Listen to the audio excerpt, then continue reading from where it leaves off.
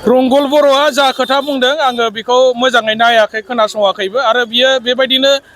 माखासे जुक्तिगि खोथाफोरखौ सम सम बुंबाय थाखाय बे कुनु गोदान बाथ्रा नङा माने जाय खोथाया नंखाय जाय खोथाया कुनु माने सैथोनि सायाव बेस गैया बेबायदि जाला माला खोथा बुंनायखौ जों नाया आरो खोनासङाबो आरो रायजो राजायाबो बिदिखौ गनायखाया दा बेनिखायनो आं सानो बेबायदि बेसलेस खोथा बुंनायनि सायाव आं रिप्लाइ होनांगौ होननानै आं सानाखै जोङो नैबे 14 चिरांनि आन्दाराव बियो एसेम्बलि हिसाबै 31 नं माने सिडली समस्ति गोग्लैयो फैबाय थानाय 13 तारिखआव उफ्रा बिसायख'थि जागोन जों बेखौ लानानै लाइमोन बिपिएफनि दैदेननायाव जोङो दिनैहाय बे बाजाराव साउटिंजों लोगोसे रायजो राजाफोरनो हेन्ड स्लिप राननानै जोङो भट बिदों आरो रायजो राजाफोरखौ जोङो खावलायदों जे जोंनि बिजाथि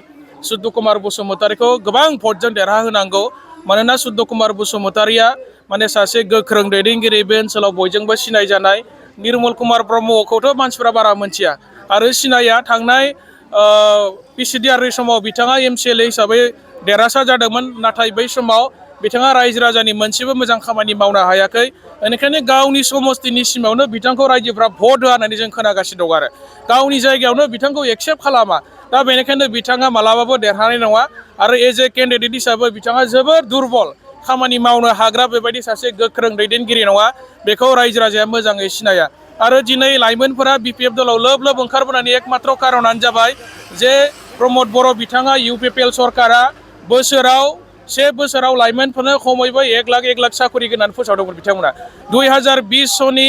इलेक्सन स्टाराव बिथांमोना रोखा रोखा लिरदोंमोन जे बोसोरसेयाव जोङो खमैबो 1 लाख जन लेखा गोरों लाइमोन सेंग्रा सिख्लाफोरनो जोङो साकरि होगोन खिन्थु दिनै नोंथांमोना नुबाय जे दिनै बोसोराव 1 लाखनि खोथायाथ' जोबोर गोजाननि बाथ्रा दिनै बिथांमोना बोसोरसेयाव 50 जन 100 जन 10-12 जनबो साकरि होनो हानायनि जि केपासिटि बेखौ खोमानानै लाबाय आसाम सरकारनिफ्रायसो मानसिफोरा साख्रि लागासिनो दं बिटिआर सरकार हिसाबै रावनोबो जोंनि लेखा गोरों लाइमोन सेंग्रा सिख्ला बिथांमोना साकरि होनो हायाखै 2020 सननि फेब्रुवारि दानाव होनाय 22टा डिपार्टमेन्टनि 532 जायफोरा कन्ट्रेक्चुएलाव साख्रि मावनानै दङ बिथांमोना जोंनो अजद होदों दासिमबो बिथांमोननो 5 बोसोर जालांनोसै बिथांमोननि सरकारा थाइसेबो बेथन होनो हायाखै जाहैबाय आरो बिथांमोननि साख्रिखौ रेगुलार खालामनो थाखायबो बे बिटिआर सरकारा इउपिपिएल सरकारा जेबो बेबस्था लायाखै जायनि थाखाय बिटिसि ओनसोलनि गासै 532 एमप्लयिसफोर दङ बिथांमोना दिनैसिमबो बेथन मोननायनिफ्राय बन्सित जानानै दङ लोगोसे बिथांमोननि साकरिखौ माने रेगुलार खालामनो थाखाय बे बिटिआर सरकारा जेबो बेबस्था लायाखै जायनि कारनै गोबां रोजा रोजा लाइमोन सेंग्रा सिख्ला बिथांमोना इउपिपिएल दैदेननाय प्रमद बर' बिथां दैदेननाय बे सरकारनि सायाव माने गाज्रि मोननाय दुखु मोननाय फोरमायदों आरो बिपिएफ दोलोआ गोदो माने गोबां हाजार सेंग्रा सिख्लाफोरखौ माने साकरि बाकरि होनो हादोंमोन आरो हाग्रामा महिलारि सारादे सासे गोख्रों दैदेनगिरि बेखौ बयबो फोथायो आरो मोजां मोनो जायनि थाखाय दिनै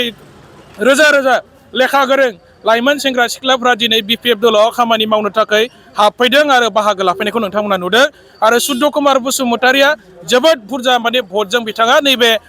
बाइ इलेक्सनाव देरहागोना दिनै रोखा जाखाबाय रंगल बर'आ जा खोथा बुंदों आङो बेखौ मोजाङै नायाखै खोनासङाखैबो आरो बियो बेबायदिनो